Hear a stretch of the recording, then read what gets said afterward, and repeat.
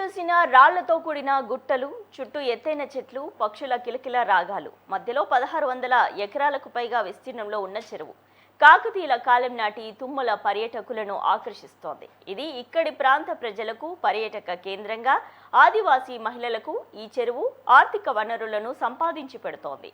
ఉద్యోగాలు, విద్యార్థులు, మహిళలు అనేక సమస్యలతో అలసిపోయి అలసటతో వచ్చి జల విహారం చేస్తూ ఆహ్లాదకరమైన వాతావరణంలో సేద తీరుతున్నారు. అశ్వాపురం మండలంలో దినదినంగా పర్యాటక కేంద్రంగా అభివృద్ధి చెందుతోంది తుమ్మల చెరువు.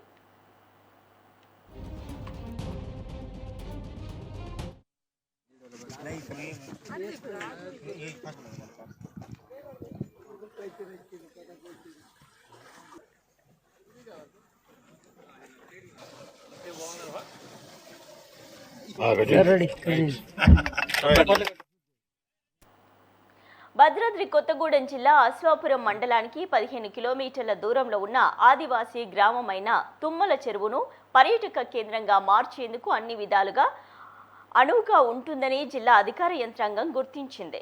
ఈ చెరువు ఆయకట్టకు 10,000 ఎకరాల్లో 2 పంటలు పండుతుండడమే కాకుండా ఈ ప్రాంతం పర్యాటకంగా మరింత అభివృద్ధి చేసేందుకు అధికారులు ఏర్పాట్లు ప్రారంభించారు.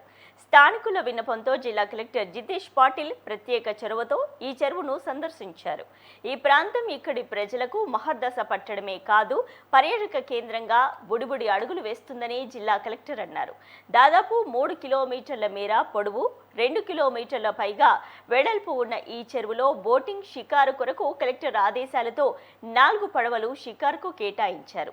జలవిహారం చేయడానికి 2 ప్రత్యేకమైన పడవలు, విద్యార్థులకు స్పోర్ట్స్ ట్రైనింగ్ బోటు ఏర్పాటు చేశారు.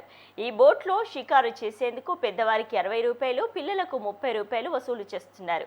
అలా వచ్చిన డబ్బును తుమ్మల చెరువు గ్రామంలోని డ్వాక్రా మహిళలకు ఆర్థిక సాయం కోసం ఉపయోగిస్తున్నారు.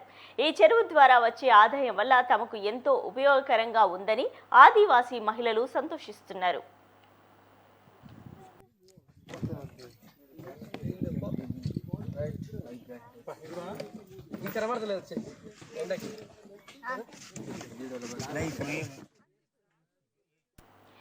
ఎంతో అలసటతో వచ్చిన తమకు పడవలలో జల విహారం చేయడంతో ఎంతో సంతోషంగా ఉందంటున్నారు పర్యాటకులు. ఎటు చూసినా పెద్ద పెద్ద రాళ్ల గుట్టలు, ఎత్తైన పచ్చని చెట్లు, ప్రశాంత వాతావరణంలో జల విహారం చేస్తుంటే మనసు ప్రశాంతతతో పాటు మధుర అనుభూతి కలుగుతుందని అంటున్నారు.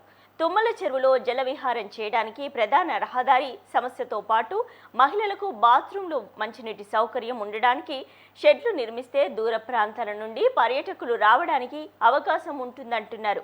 స్థానిక ఎమ్మెల్యే పాయ వెంకటేశ్వర్లు, జిల్లా కలెక్టర్ అలాగే ఉన్నత అధికారులు మౌలిక సదుపాయాలు కల్పించాలని పర్యాటకులు కోరుతున్నారు.